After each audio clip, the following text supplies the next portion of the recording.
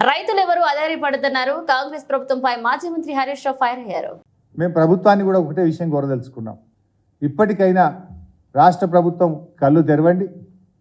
మీరు తక్షణమే రెవెన్యూ వ్యవసాయ శాఖ అధికారులను ఆదేశాలు ఇచ్చి గ్రామాన వడగళ్ల వాన వల్ల కానీ, రాష్ట్ర ప్రభుత్వ నీటి నిర్వహణ లోపం వల్ల కానీ, కరెంటు సరఫరాలో లోపాల వల్ల కానీ, కారణాలు ఏదైనా నష్టపోయిన రైతుల వివరాలన్నీ కూడా సేకరించండి. వెంటనే రైతులకు ఎకరానికి 25,000 రూపాయలు ఇచ్చి రైతుల్ని ఆదుకోవాలని చెప్పి మేము డిమాండ్ చేస్తూ ఉన్నాం. ఎందుకంటే ప్రకృతి వైపరీత్యాలకు, సహాయ చర్యలకు ఎన్నికల కోడ్ కూడా అడ్డం రాదు.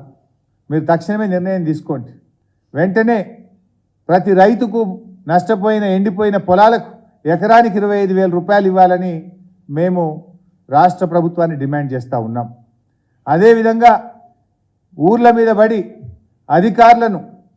అధికారులు బ్యాంకర్లు రైతుల్ని వేధిస్తున్నారో వారి మీద వెంటనే చర్యలు తీసుకోండి.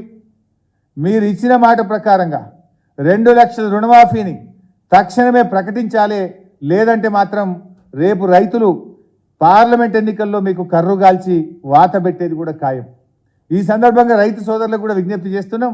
మీరెవ్వరు కూడా అప్పులు కట్టద్దు, మీకు అండగా బీఆర్ఎస్ పార్టీ ఉంటుంది, మా ప్రభుత్వం ఉంటుందని చెప్పి రైతులందరికీ కూడా విజ్ఞప్తి చేస్తూ ఉన్నా. ఎందుకంటే మీరేమీ భయపడకండి.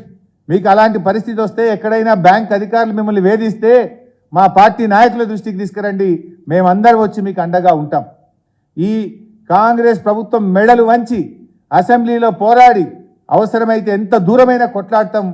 మరి రైతు రుణమాఫీ జరిగేదాకా కూడా బీఆర్ఎస్ పార్టీ రైతులకు అండగా ఉంటుందని చెప్పి కూడా నేను మనవి చేస్తూ ఉన్నా. అవసరమైతే ఈ ప్రభుత్వం ముందుకు దిగిరాకపోతే, ఈ ప్రభుత్వం స్పందించకపోతే రాష్ట్రంలోని లక్షలాది మంది రైతులతో సెక్రటరేట్ ముట్టడించడానికి కూడా బీఆర్ఎస్ పార్టీ వెనుకాడదని చెప్పి కూడా నేను హెచ్చరిస్తూ ఉన్నా. ఇది దయచేసి ఇప్పటికైనా ప్రభుత్వం ఆలోచించాలి. పరిస్థితి గంభీరంగా ఉన్నది. రాష్ట్రంలో రైతులు ఆత్మహత్య చేసుకుంటా ఉన్నారు. రాష్ట్రంలో